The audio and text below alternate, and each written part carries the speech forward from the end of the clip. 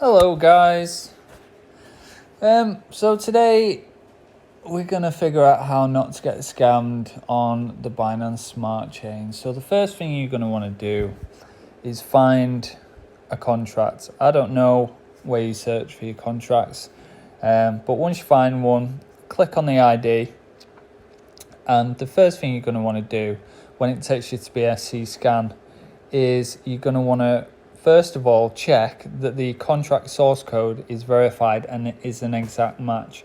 You don't want one that's a similar match. If you go for one that's a similar match and you get scammed, well, on your head basically. So you want to look for exact match.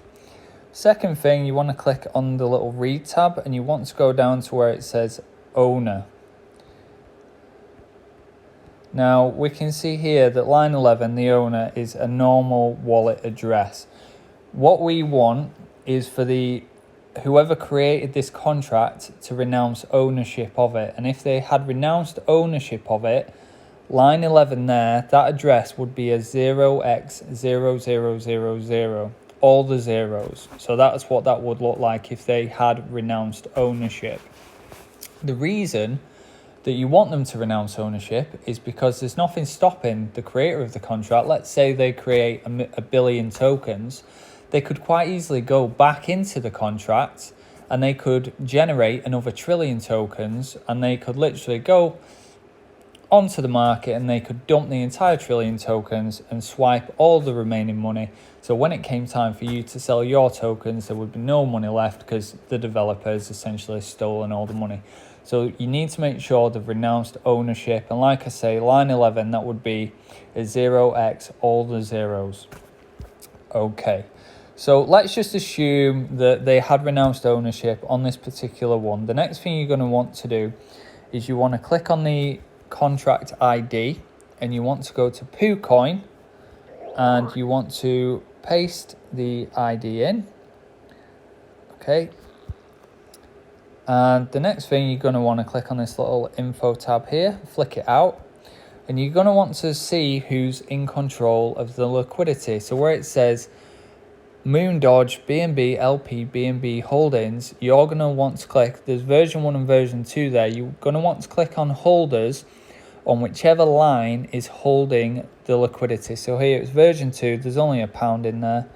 So we're going to click on holders and scroll down, and you're going to want to see what addresses are holding the liquidity. Now here we can see line 1 is a normal wallet address and it's holding 100% of the remaining liquidity. That means that they can steal that liquidity at any moment. What we'd want to see is 100% assigned to that line 2 address, the 0x, all the zeros. So we want to see all the liquidity assigned to a burn address, the 0x0 address, and that is the ideal situation. Now, some people might say line 1, for example, if there was a little clipboard next to it on the left like there is on line 2, that would be okay because the liquidity would be locked.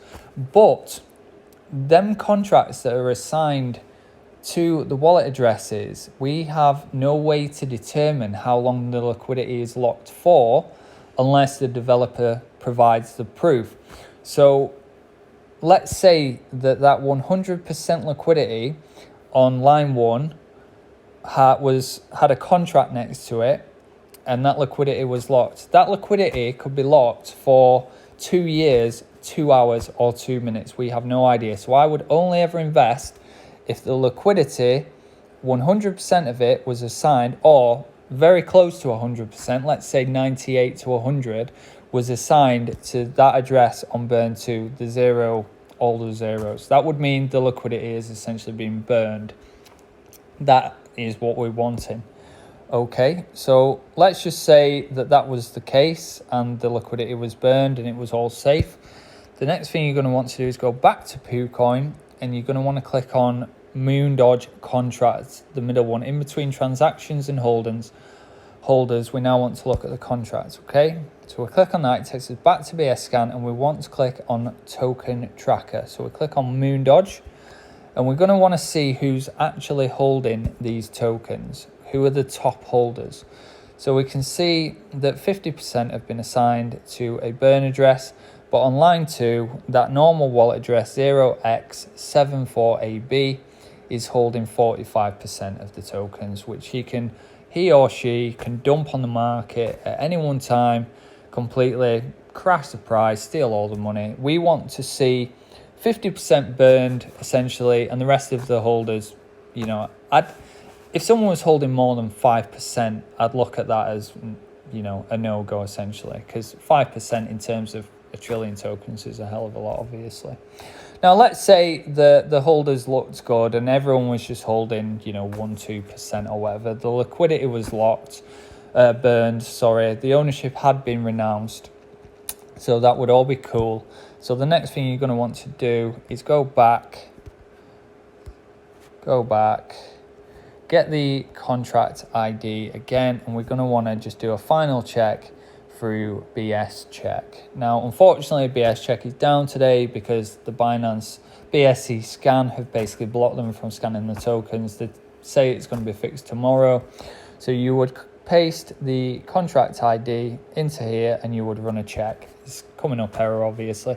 Now, the good thing about BS check is the one thing I don't know how to check for is honeypots. It's essentially in the contract code, the developer can implement a no-sell feature. So essentially you can buy your tokens, but it would never allow you to sell them. It's probably one of the worst scams, but thankfully BS check can pick it up. So if you see any red flag on BS check, just avoid it completely. I mean, it's completely up to you. You can just throw the ID straight into BS check at the beginning if you like. This is just my sort of routine. Now, one thing to be aware of, when you check the owner at the start and it's a 0x0 address, a new scam is that the developer is able to actually go into the code and manually keep ownership assigned to themselves, but essentially make it look like they've renounced ownership. But thankfully BS check can pick that up as well. But it's just a good idea to check it at the start to see if it looks like it's been renounced, because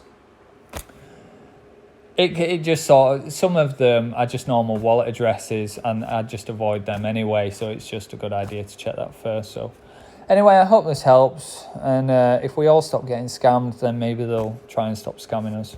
Cheers, guys.